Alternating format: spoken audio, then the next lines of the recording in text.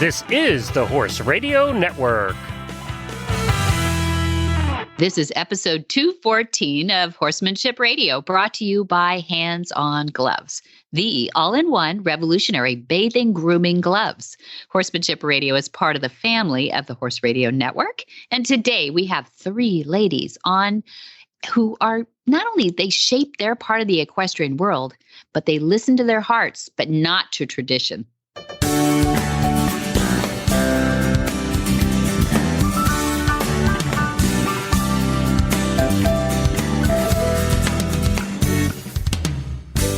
This is Debbie Laux, and you're listening to Horsemanship Radio. Thanks for joining us. Horsemanship Radio airs on the 1st and the 15th of the month. And today I have my producer, George, with me today. Hi, George. Yeah, hello. How's it going? You are so not used to being on this side of the equation. Did you have your mute button on? As always, Debbie, as always. But it's a pleasure to be here. I am glad to have you here. I'm really glad to have you here because it wouldn't happen without you here today. And I know Jen is on the road traveling with Glenn. I'm so used to having a J word in there, though. So Jen, George, interchangeable, except you sound a little different. You sound a little different than Jen. And so I thought I'd test your horse knowledge today. No. I'm not going to. I am not going to, but I have not studied for this test. I'm so sorry. No, it's called a pop quiz. You know that. Oh, right? gosh. Is that a horse thing? I don't know. Yeah, no, not really. That was a school thing, but you are going to be the only guy on this show today because we have three women on today. The first one is Ada Gates Patton, who is the first woman farrier licensed for the racetrack in the United States of America ever. So not only is she a lady, but and comes from East Coast blue blood, but she also is a fantastic farrier who's influenced a lot of people. And then we also have Tinia Creamer and Pat Roberts, my favorite mom, and we're going to have them on to talk about the Hardest Phoenix fundraiser that they put on, which is the Appalachia, I think I'm saying that right, Trainer Face Off, which is really a big deal anymore. And it's really only been around a few years, 5 years or so right now, but they're kicking hiney and raising a lot of money to help out horses. So what do you think? You're going to learn something today, George? I think so. When you have zero knowledge, you can only go up. You can only go up from there. You are, if you work on the Horse Radio Network, I know that you must listen to a little bit of horse stuff. So we'll put you in the category like close to a horse husband. You might be like my husband, who is like one of the most knowledgeable horse people that never works with horses ever. So there you go. A horse husband trainee, a page, like a knight or something like intern, that. I think. Yeah. horse husband intern. Sure, I'll take that. Yeah, you're interning. Yeah. Well, I'm excited. But before we get into that, we want to hear from our title sponsor, who is HandsOnGloves.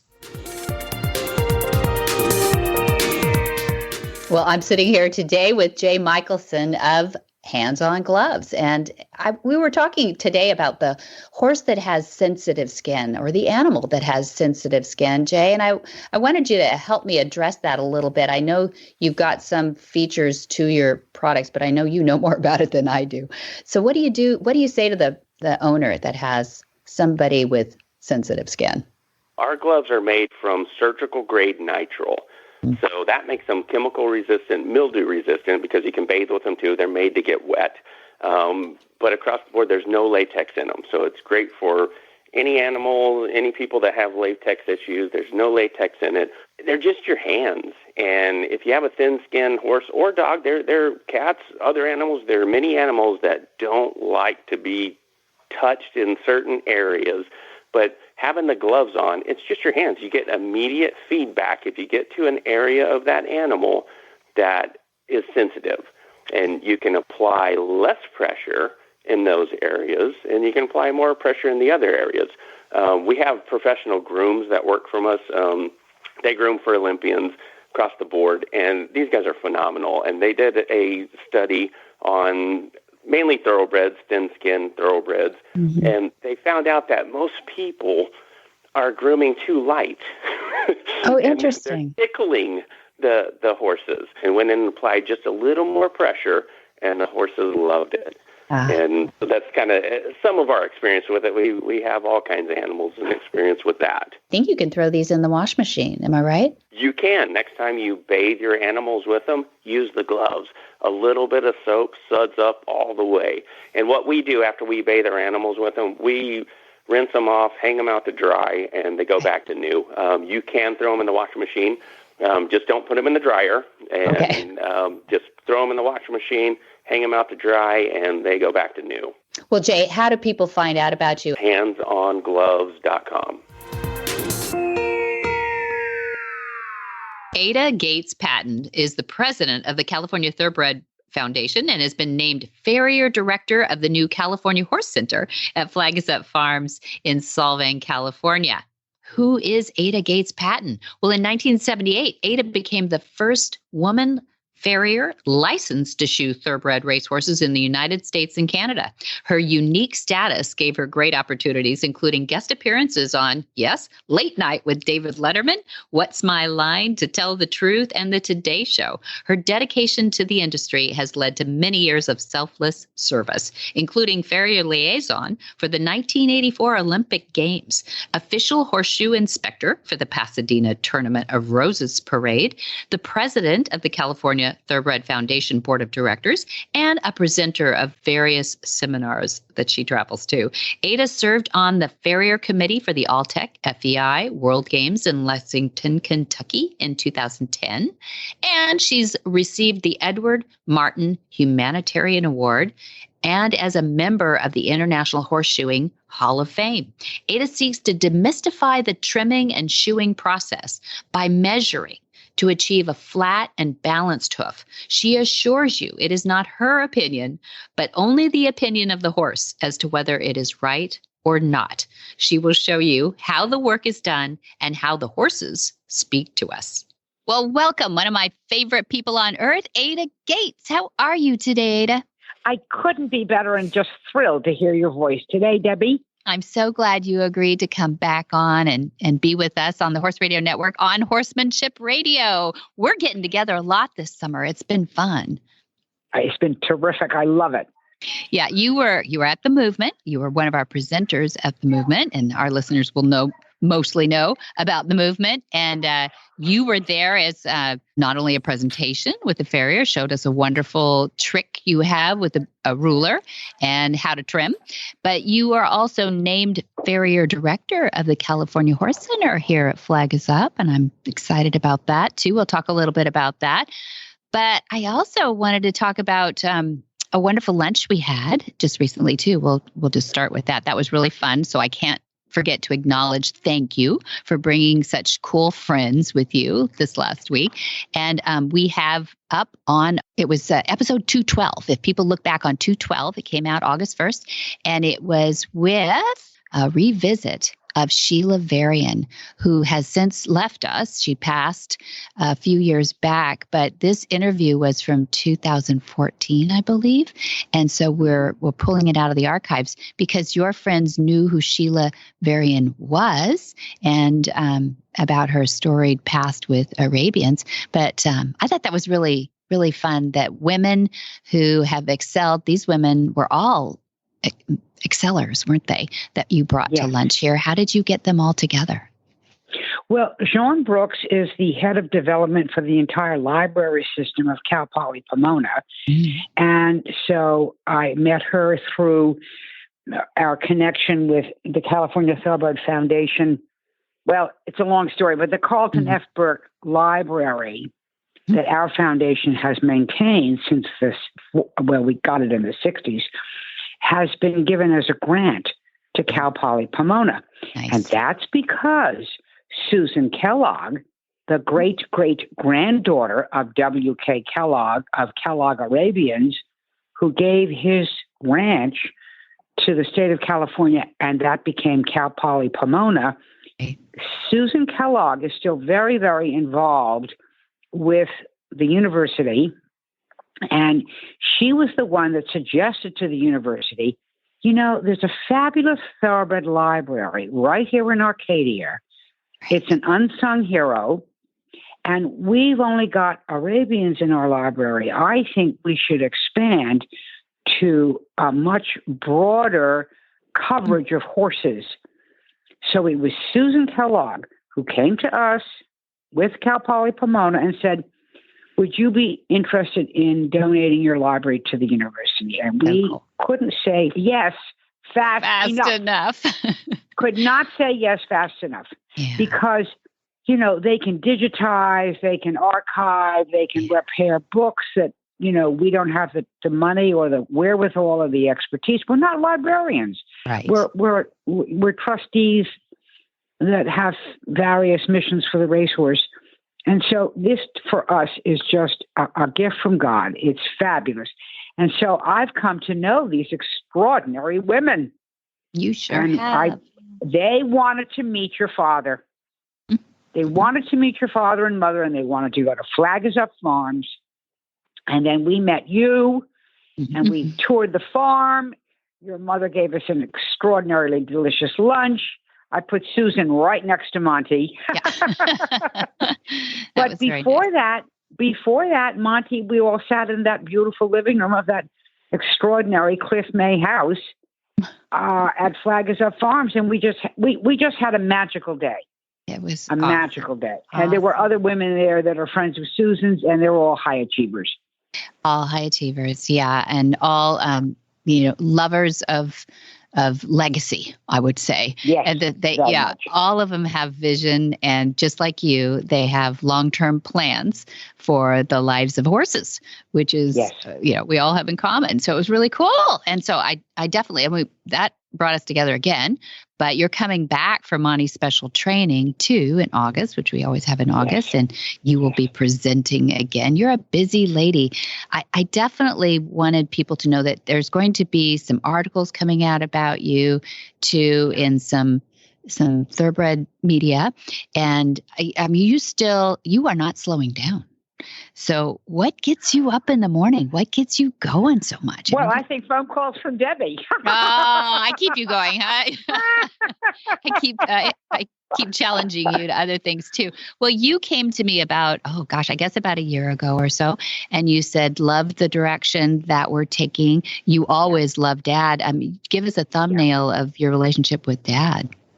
Well, I became a certified journeyman farrier in 1977. I had already been working since 71, but I came to the racetrack and I,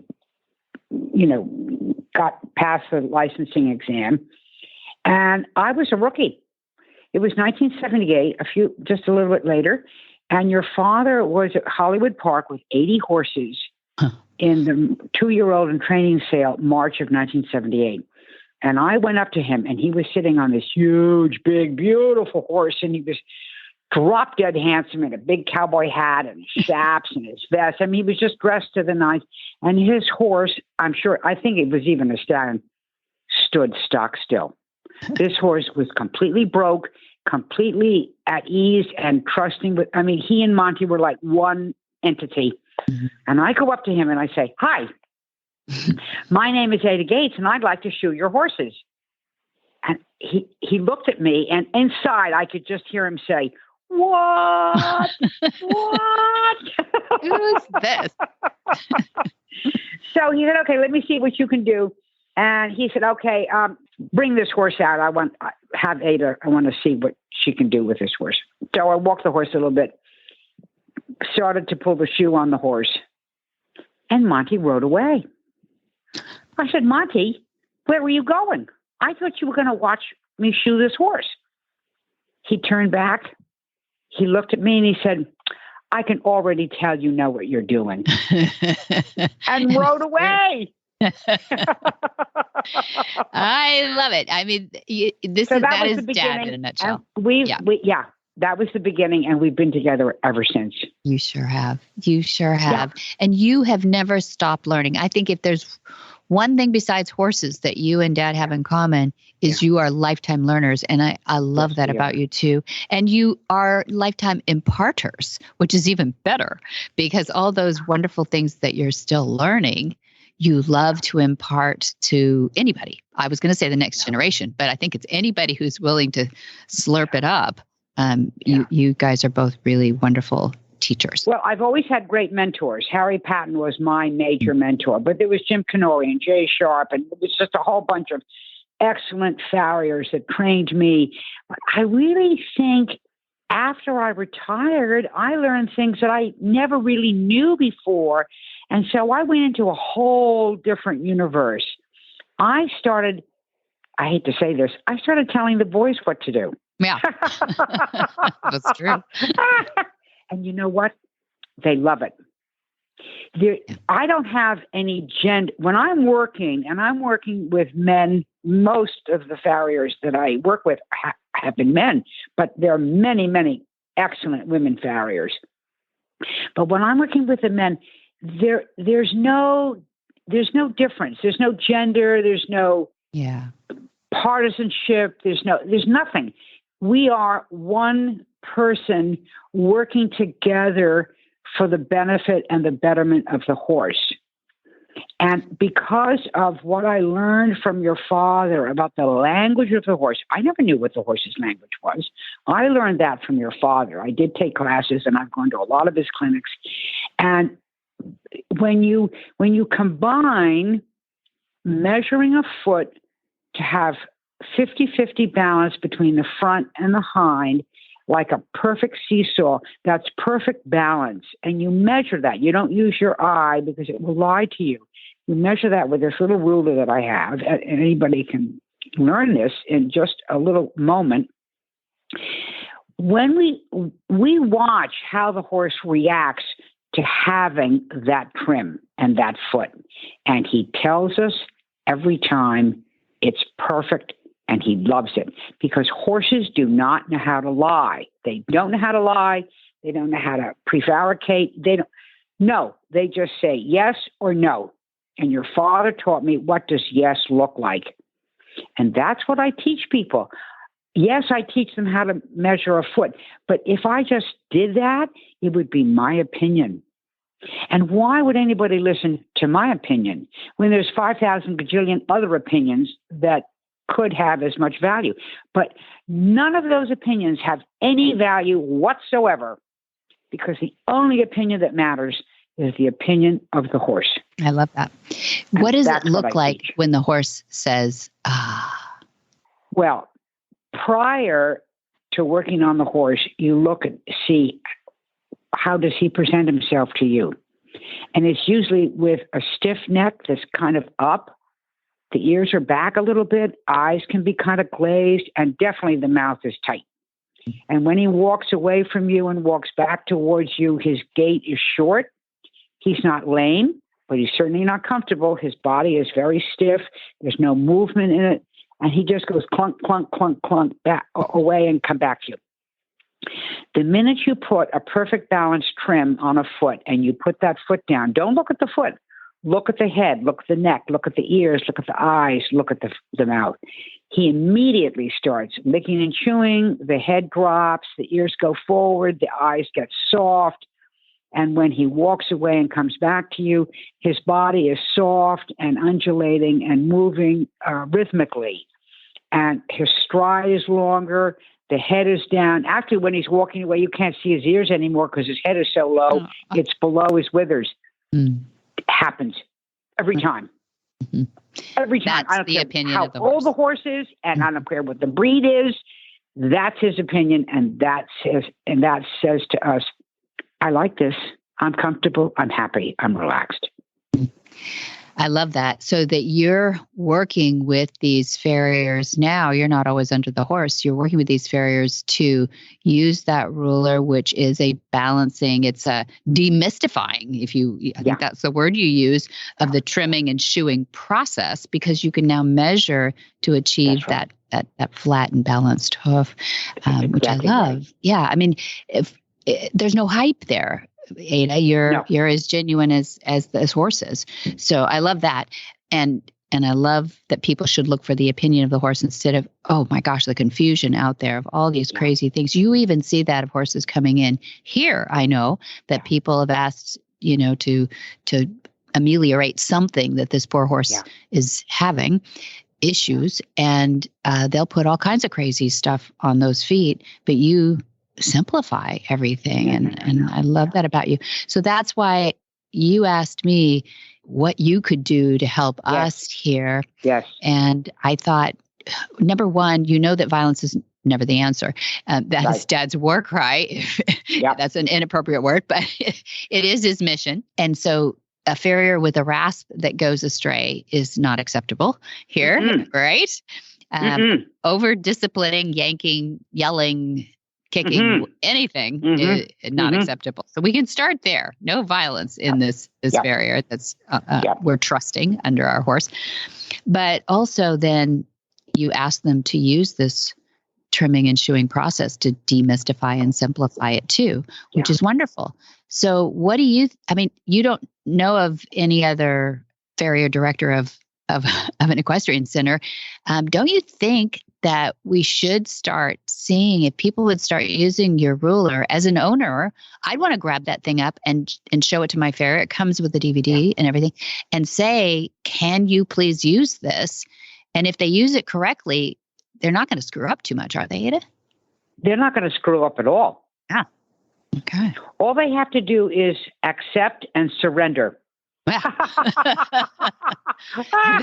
There's a lot of big burly guys in this business. I know. But it's amazing. Some farriers get it.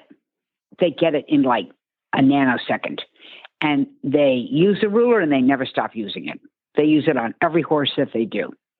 And there are others that, they take their own ego back. They take their own ideas back, and they continue to do the work on the horses the way they've always done the work on the horses.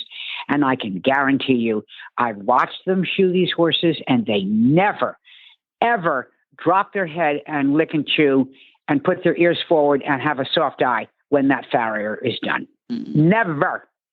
And we want that for our horses, don't we? Yes, of course we do. Yeah. Of course we do. Yeah. And so it is so confusing to owners, but that's one thing you can say to an owner is, okay, just get this and ask your farrier, because you can't possibly be everywhere at once. As much as I'd love Dad to be on every continent, always, everywhere, he can't. So imparting it, just like what you're doing, is the most important thing that you really can help us with. And so that's one. And how do people find you and that ruler? First of all, where do they go? Well, they can go right to your father's website, MontyRoberts.com, and go to, what is it under? I never know what it's under. Farrier, accessories, I don't know. Equipment. I think it's equipment or something like that. It's under equipment. Okay. Yeah. And they can get the ruler. It's $35, and they ship it. Your office ships all over the world. Okay. The other thing, and that I always offer to do this, and I know I should charge, but I don't, because if they come from Monty, they come from a class or a clinic or a symposium or the movement, this is my honor to help them. They've taken the time and the trouble and made the expense to come and be with your father and his teachings. I'm just another little division of that. And so I've always offered to the participants, call me. Let me talk to your farrier. Let me be on WhatsApp or FaceTime or Skype or something. I don't care where you are in the world. I shoe horses all over the world because of technology today. Right. And I can be with them at the very same time that they're working. And they have a camera going from their phone, watching the man work. They have the ruler. And I can teach this anywhere in the world. And so the owner doesn't have to be alone in presenting this to the horseshoer, because probably 9 times out of 10, he's going to say, get out of here with that. Yeah. Get away from me. So I've offered to the participants, don't show this to your farrier. Call me first. I'll talk to it. put that farrier on the phone. Give me that guy or that girl. Right. Both of them. I know. Do you love the direction that the industry is going for farriers? I love the direction that you're going in. Thanks. I really do, Debbie. There's nothing like it. There's really nothing like it. First of all, there's nobody like your father. Mm-hmm. And there's nobody like you who have grown up and lived this all your life, but you're actually enacting his legacy. Okay. I think you're the direction I like to see going. That's great. Well, hopefully we'll get a few farriers on board with this with your help. I just love it. So. With your help, I think we're so. doing it. I think we can. You and me, we're linking arms here. I love the fact that even when you're not, so you come quite often, at least a couple times a month, don't you know? No, I come about once a month. But once a month. I've got good boots on the ground. You do. You've trained them up well. Good boots on the ground. I don't need to. But I love that you could walk around the farm, pick up a foot and say, I think Sean did this. And, or can I talk to the guy who did this one over here? Right. Yeah. And well, we've gotten rid of the. You have, We've gotten rid of those people. Yep, that is it. We don't have bad shoeing at the farm anymore. No. Yeah. Only if they walk on the farm with it is the only time I've noticed in the last. So yeah. So our goal is to send them back out to the world because we do have that Mustang and transition horse program with the OTTBs and the Mustangs. We just adopted our fourth. We picked up 4 Mustangs. I think it was April, and all 4 are already adopted, already riding, and our school is amazing. No. I didn't do this. This is the team. It's amazing. Simon and his interns and everybody are doing that. But see, we're sending them out with your ruler and with the dually halter, and they're happier horses. I didn't know that. Ooh, absolutely, because they want to do whatever has been happening to those horses. They want to keep doing it. So we're really happy. We're sort of imparting that to all those people that are adopting too. And bless their souls. I am so glad that they are reaching to an adoption process as opposed to going out there and starting them up from babies, which isn't always the easiest way to do it. So we're happy to have them pick them up. Yeah. You are amazing. I had no idea. You're doing what I could never do. You're exponentially spreading that information. Takes an army, and I appreciate you. You are like no foot, no horse, no ADA, no exponential. So you got to start at ground zero. Just ground zero, you have to. Yeah. Without that, you have nothing. Everything else is all crooked, wrong, bad, and messes with the head of the horse. He cannot concentrate.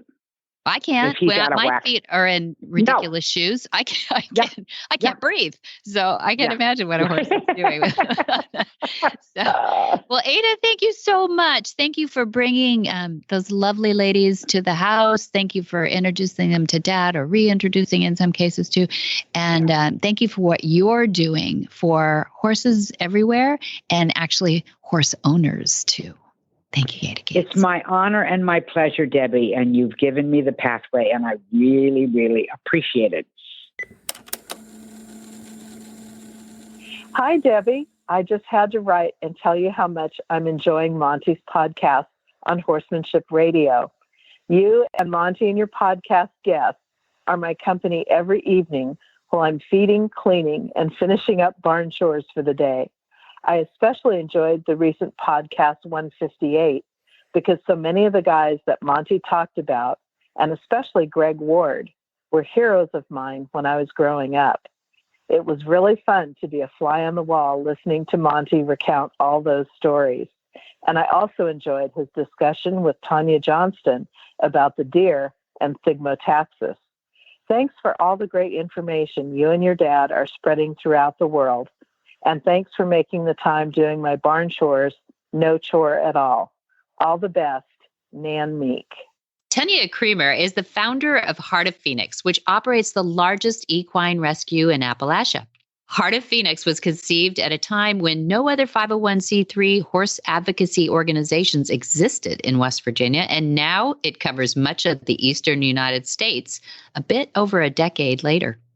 She has created and lobbied for legislation relevant to equine welfare and speaks across the U.S. on various topics relating to the industry regarding how we can improve horse welfare. Tinia was the recipient of the 2019 ASPCA Equine Welfare Award, as well as serving as a panelist and speaker for the American Horse Council, the Right Horse Initiative, the ASPCA, and the Humane Society, HSUS, during annual conferences, focusing on rescue, education, rehabilitation, and equine law enforcement training. The Heart of Phoenix has developed innovative methods to increase equine adoption and improve the welfare of at-risk equines in this severely under-resourced area. Under Tinia's leadership, Heart of Phoenix has saved the lives of over 1,000 horses. We also have on today Pat Roberts, and her favorite subjects are naturally horses, as well as other animals too. Her bronzes are found in collections across 14 countries and in the homes of royalty, museums, and corporate presidents. The years of experience as an accomplished horsewoman through training, breeding, and showing championship horses has given Pat Roberts the opportunity to study the subject she loves best. It was a natural for her to gravitate toward creating numerous sculptures of the horse in motion. Well, welcome. We've got Tinia Creamer and Pat Roberts on the line and back together. So the band is back together since last weekend. And I'm really excited to say hi to both of you and to get you to share a little bit about let's just call it what you judged this last week, and a little bit about what you've started, Tinia, in order to help a lot of horses, and how Pat jumped in there at your beck and call and said, I'll be a help too. That was really fun. So Tinia, let's start with you, founder of Heart of Phoenix and TV star and all kinds of crazy stuff you must do in your life. Tell me how you cooked up this idea to have the Appalachia Fast. Do you call it Appalachia Face Off? Appalachian Trainer Face Off. And that getting a name for it was that was the easy part. Oh. So really, a lot of times when people hear Heart of Phoenix, they really think we're in Arizona. Oh, so right. I'll just go ahead and clarify for listeners. We're in Appalachia. We're in West Virginia. And because we operate in the poorest part of the United States, just doing horse rescue, it's incredibly difficult because we're in a disadvantaged area. So donations are not going to be what you would see, if you were operating, say, in New England. But then the flip side of that is then there's more need because it's a poverty-stricken area. We started to see that as the economy started to stabilize and recover going into 2011 and 12, the type of horse we started to get changed. So when we were founded in 2009, because the equine community was kind of in a crisis and there were horses just needing a home everywhere, a lot of the horses coming to us back then were neglected but had previous training. So as the horse market became stronger, the type of horse we were getting started to become more feral, more unhandled, more untrained, and we really didn't know how to meet that need because there were so many horses and it exceeded what we could actually pay monthly training for. So we just tried to get creative. How can we train a lot of horses and spread the mission while staying in a budget that was, especially at the start of the ATFO, very small? And that's really where the Appalachian Trainer Face Off was born. And we went out on a limb, started planning in 2016, came up with the catchy name, and started 2017 with this plan of this little event. And it's just grown every year in an incredible way. Mm-hmm. Yeah, we've had Susanna on, who is also a part of your team there, and such knowledge, such a depth of knowledge. I know Mom spent a lot of time with Susanna because you guys did the commute back and forth from the closest airport to wherever you are. We sure did. And yeah. And Mom was saying that Susanna is just a depth of knowledge, and I know from interviewing her and having you, both you, Susanna and Tinia here, that her knowledge just of horse hooves is amazing. But you must have an incredible team. How do you get trainers to come to wherever you are to get started? Or is that one of those barriers to adoption? Well, so if I have any talent in the world, it's to find the helpers, So Okay. I just find a way to make people believe in a mission. And thank goodness that's the one thing I think I strongly bring to Heart of Phoenix. And I've looked for the people, for Susanna, because she loves to find the why behind what goes wrong with horse health and just different people. And so even though we didn't know a lot of trainers at the start and the inception of the ATFO, I had to count on my ability just to find the people that would believe in what we were doing. And, it wasn't overnight, and it never is.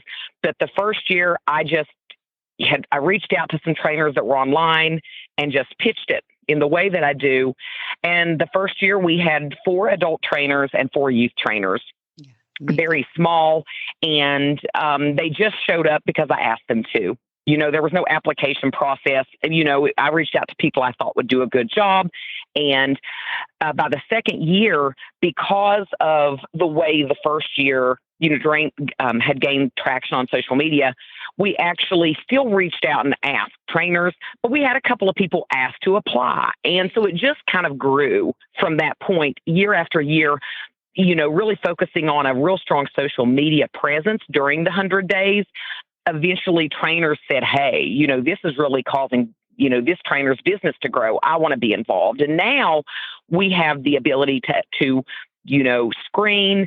There's a big application, and we have far, far more trainers wanting to take part than we even have horses for. Oh, look at that. And how many years have you been doing this now? So the first year was 2017. Right. So that is amazing. That's quite a launch, and it's great. Let me throw out a few statistics from last year, which I can't wait to get into what happened this year. But in 2021, about 2,500 people attended this. 40 horses were adopted through the whole event. 75 horses were trained. $350,000 worth of training was donated, and over $1 million was put into your local economy. That's a quote from you, founder and president of Heart of Phoenix. That's pretty incredible. Do you think this year is going to be able to match that? So I will say, we, of course, went into this global pandemic during, 2020.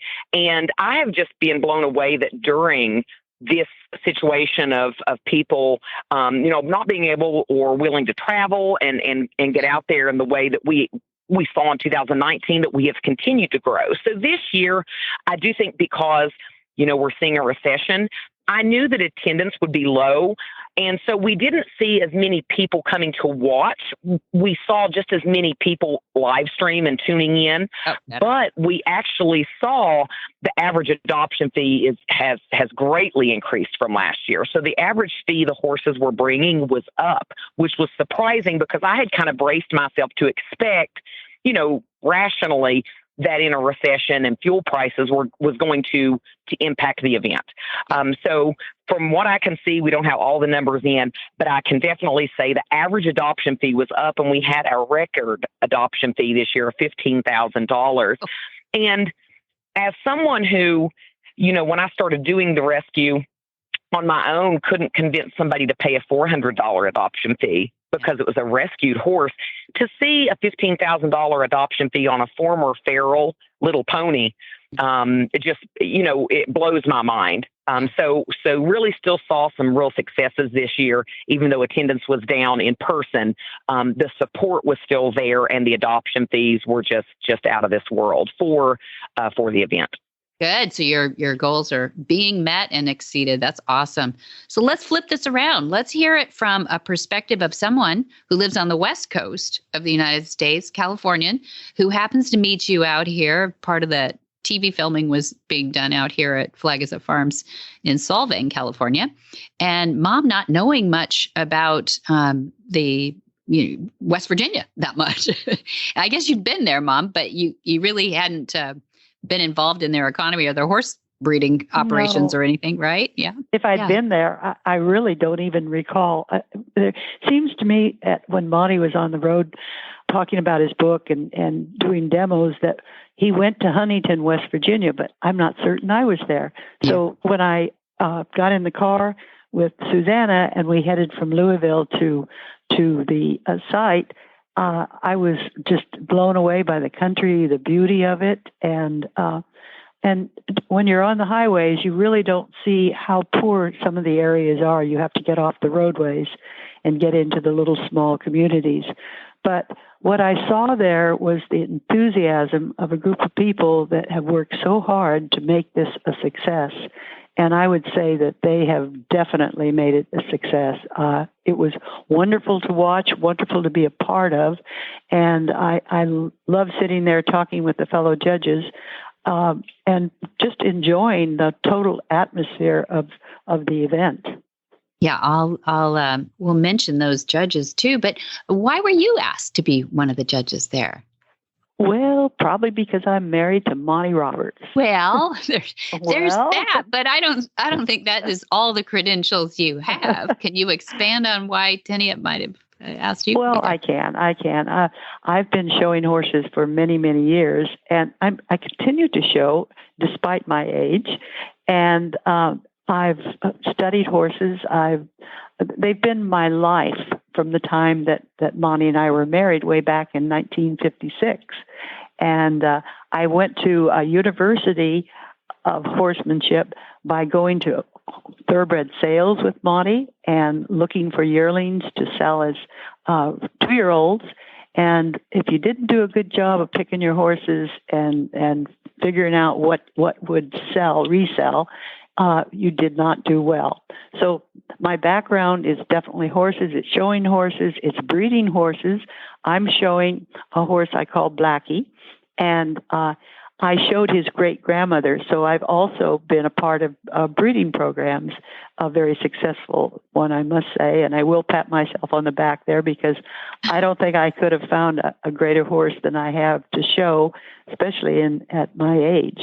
And I show in reining classes, cow working classes, and anything that interests me. I've done a little bit of trail.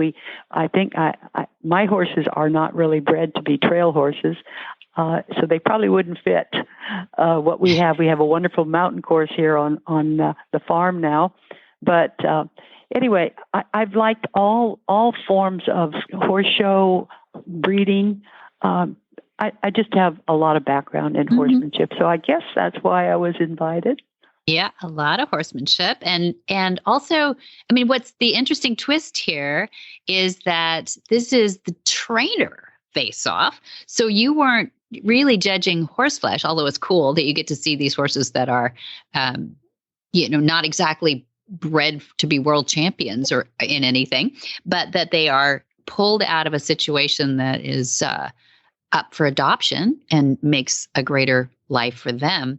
But you're actually encouraging these young trainers to do better and be patient with their horses. And so what do you think? What did you think of Tinia's selection of trainers that have been knocking on her door? That's an easy one to answer. I was impressed, and some of them I don't know where they started and what their backgrounds are, but some of them are doing a really fine job. And it's nice to see that they have good feel. They're soft on their horses, and I didn't see anything that was really a detriment to any horse or person. Everyone seemed to have a lot of respect. And it was really something to behold. I must say I was blown away, particularly when you saw the cross-section of horses, the cross breeding, a lot of gaited horses that were probably bred with other breeds that maybe Morgans, I'm not sure. They were all sizes, all various colors, conformation. Anyway, I was very impressed with what the trainers were working with because there were all different breeds. A lot of the horses were bred gaited, and it was amazing to see what they could accomplish in 100 days. That's what the time element was, as far as the time that they had to work up to the day where they brought them there for the competition. And so I was very, very impressed. Yeah, tell us a little bit about what those horses look like. I mean, that's got to be a lot of goal setting there on these horses to be 100 days. Now they're going to travel. I don't know how far they have to travel to come to the face-off, and they have to perform. And that's just a lot to ask of these horses, Tinia. So what do you think? Do you think that's a normal? I mean, there's a lot of Mustang makeovers. Okay. So we'll just put that out there right now. And I know that the BLM is getting a lot of requests for these horses, and they get kind of picked over for the Mustang things too. And I think the Mustangs adapt pretty well, but they have their own set of circumstances. But you've got such a mixed bag of horses. Tell us dig in a little bit so we have a vision of what those horses are, what they're plucked out of and what we're asking them to do in 100 days and how amazing that is for trainers. Well, I think this kind of, my answer will circle to that and even back to one of the reasons that I wanted to ask Pat to be a judge, because I thought of all the people I've met, what diversity over her life she would have encountered from her own perspective of what she has done with horses, but also the travel around the world. And that was important to me because a lot of trainers and a lot of people that we would ask to judge are in a box. And I thought, who have I met that's not in a box based on what I just knew of her and Monty's life, what they had seen. And I thought Pat would bring a perspective of not inside of a box, if that makes sense, because rolling into that question, the diversity of horses and trainers that come to this. So unlike the Mustang makeover, a Mustang has it's a set story. The horse's dispositions vary some, but the way they're gathered, the way they're held, the way they grow up, we know what that looks like. The horses that are in our event, there's a plethora of backgrounds, breedings. Some have been abused, some have been grossly neglected, some have been feral, some have been started but poorly started, and the breeds and even the ages vary. We don't have horses that are over the age of 15 go through the event, but they could be as young as 3. So I think it presents a big challenge for the trainers because most trainers that come to this have a certain background. And so it challenges them to do something they haven't done and to do it well. And then I like judges to look at it and outside the box. And I love that Pat saw that this is not the typical horse that these trainers are taking home. And so how do they meet that challenge? And I hope it makes them think bigger about how they train and always be ready to train the horse they have in front of them. And I think a lot of them definitely do that. And if they don't succeed that first year, if they come back to continue to work at that and really always, train the horse that's in front of you today, not the horse you have in your mind or the horse you thought you signed up for, but train this horse. And so I really appreciate that she saw that element because I think a lot of people don't realize what a challenge that is for the trainers. Perfect. I think it would be a really good thing to explain to the audience how the trainers pick their horses or how the selection is done. For sure. So, and it's very different than, say, the Mustang makeover. So I'm very big on, I want the trainer to, they're going to be outside the box, but I want them to focus on what they think they're going to do well. So what I do is we divide the trainers into groups. You have what we call pro and amateur. Now, we don't use that in typical equine world terms. It's truly we're using the pro term to mean you can do a more difficult horse, and then the amateur is, I don't think you're quite ready for the feral horses or the very, very troubled horse. So we divide the trainers into those groups. We also divide the horses into those groups. So we go through and do a little bit with the horses and decide, I think you're going to be so tough that you need to be here on the pro side. And you're not going to be as difficult or as challenging. So you're on the amateur horse side. So then I walk through on the day that they pick up their horses. I walk through and I tell them everything I know about the horse, what I anticipate the challenges will be, what we have seen out of the horses. And I ask them, what you're strong in, where your skills are. Pick the horse that you believe you can be successful with. All of these horses are going to challenge you in different ways, but I don't want you to pick a horse that you don't think you're going to show up and enjoy working with. And so I want them to really think about that.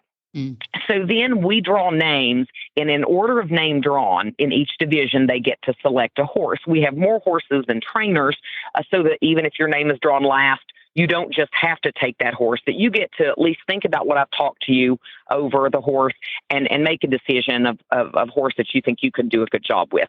So in order of name drawn, they will pick from, their division.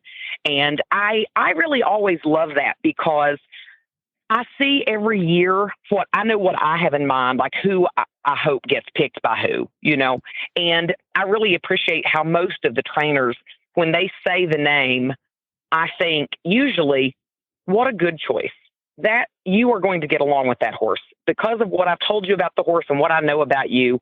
This is going to work really well. And usually it does. So it's just recognizing the differences in the trainers and horses. So we want to allow that. We don't want to randomly assign a horse or randomly draw and just say, okay, I've drawn number 1 and that means you get this horse. We want to let the trainer set them and the horses up for success. So give them as much information as possible to make a good pick. Yeah.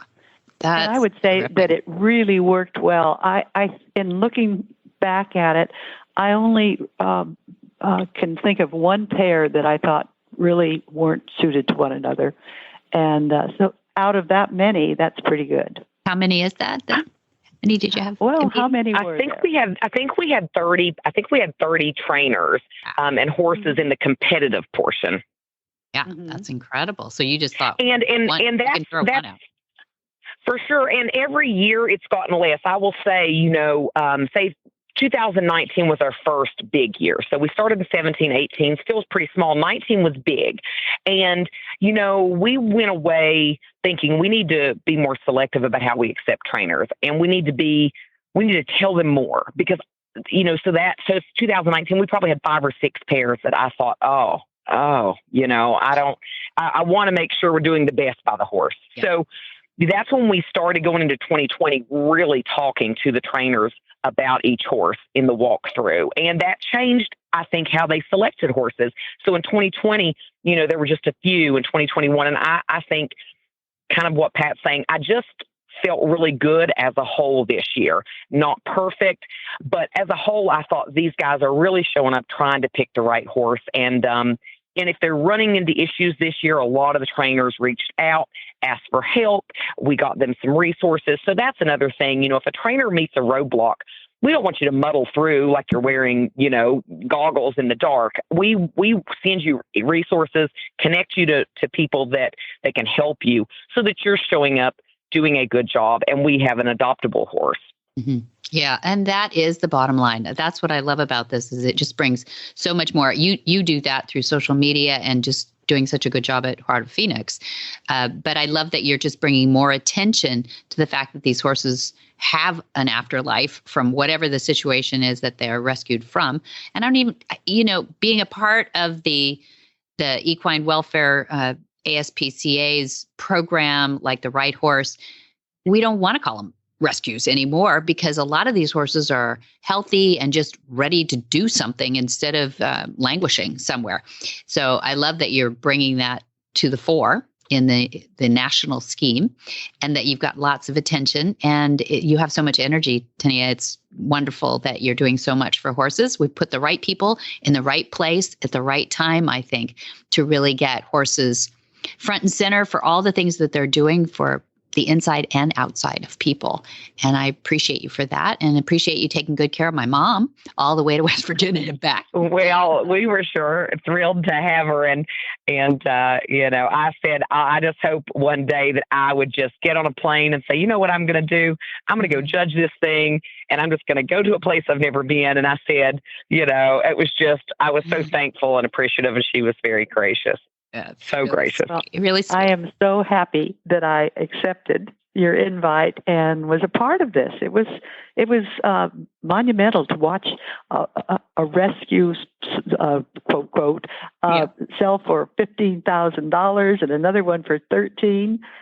Amazing. And then there was a girl that had a horse that she had evidently formed a bond with, and someone bought it and gave it to her, and that was really heartwarming. Oh, that's so such sweet. a nice gesture. I don't know the names, but oh my goodness, they know. Everybody had tears in their eyes. That's awesome. Yeah, see, it just brings out the best in people, and horses do that. It really does. we'd love to get contacts for both of you. Tinia, how do people reach to the Heart of Phoenix? How can they help? Can you give us some websites and some contact information? Yes. So Heart of Phoenix, obviously we're a 501c3. We're all donation funded, a very little grant funding. We really are made up of the individual donors. It's about a $60,000 a month budget to sustain the horses we have, usually 150 or so in the organization at any time. So to learn more, they can go to wvhorserescue.org. They can also visit our educational blog at heartoffphoenix.com. And then you can find us on social media, on Instagram and on Facebook at Heart of Phoenix. And then if anyone, sometimes people, if they like to hear the inside stories of the rescue, they can also follow me. I have a public platform on social media, just Tinia Creamer. Sometimes I'll share a little more there than we do on the Heart of Phoenix page about individual horse stories. Great. I saw a really cute picture of you and Mom on your Instagram page too. So people have to go see it. What were we talking about? I was telling her if she comes back next year, she's not going to get out of karaoke.